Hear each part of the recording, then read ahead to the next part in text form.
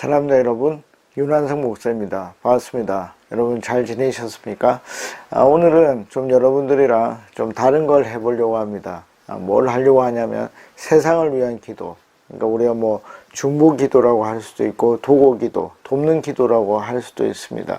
우리 자신이 아닌 남을 위해서, 이 세상을 위해서 기도하는 그런 시간을 갖고자 합니다. 그래서 혹시 여러분들 중에서도 이렇게 뉴스 기사를 보면서 정말 우리가 이거는 기독교인이 기도해야 되겠다 하는 것들이 있으면 댓글에 남겨주시면 같이 기도하겠습니다.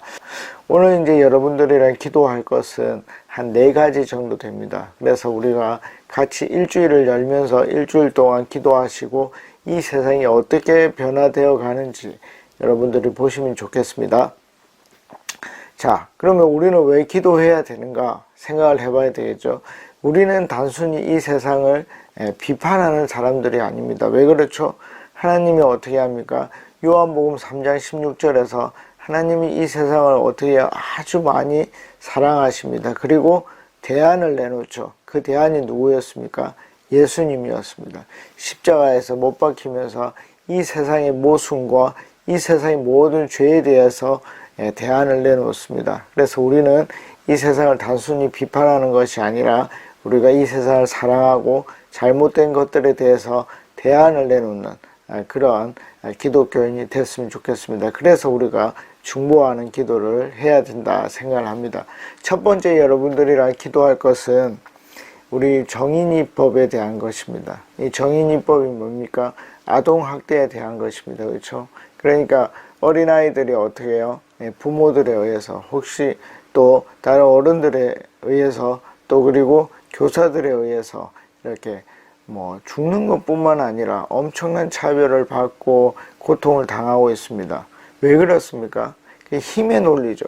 만약에 아이들이 힘이 있으면 그렇게 할 수가 없습니다. 그런데 아이들은 힘이 없는 거죠. 그래서 그런 엄청난 폭력을 아무 생각 없이 가하게 됩니다. 여러분, 그래서 우리 기도합시다.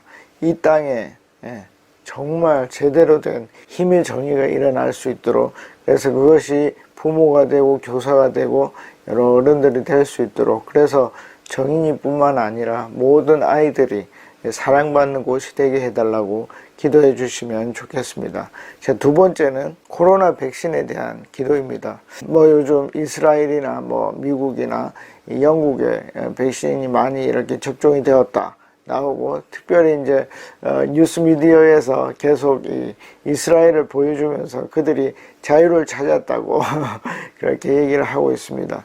우리도 빨리 백신을 맞고자 하지만 이것이 또 어떤 문제가 있습니까?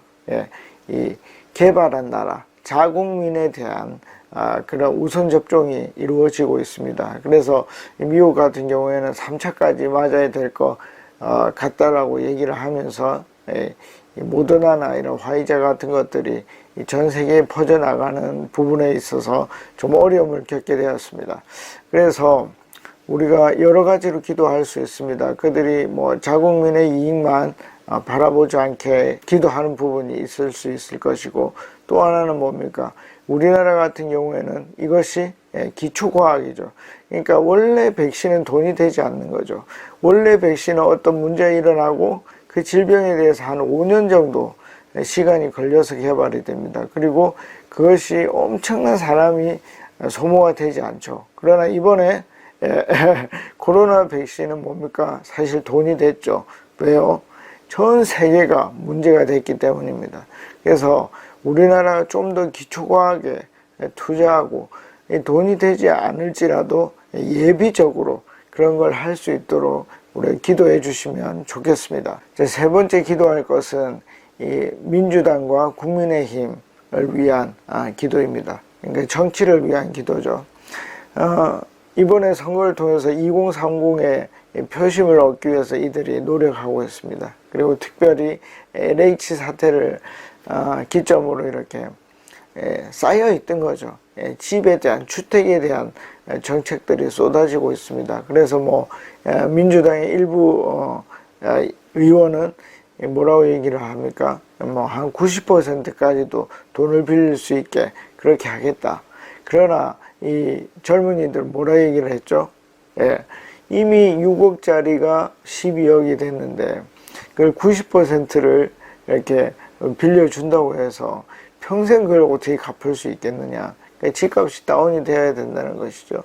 그래서 우리가 혹시 이제 나이가 한 40, 50 이상 되신 분들은 이 자녀들의 세대를 위해서 기도했으면 좋겠습니다. 그들이 최소한 집이 그 필수적으로 의식주 중에 하나죠.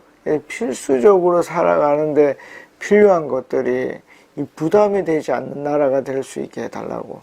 그래서 여러 정책들도 중요하겠지만 이 사람들의 기본 의식이 바뀔 수 있도록 기도해 주시면 좋겠습니다.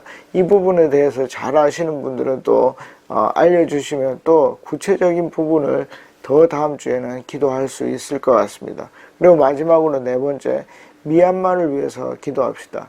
미얀마를 위해서 기도하는데 얼마나 마음이 아픕니까? 어제 뉴스에는 다리에 총상을 입은 사람을 향해서 끝까지 이렇게 총을 쏘는 그런 장면이 뉴스에 나왔습니다. 그리고 한 청년이 이렇게 얘기를 하죠.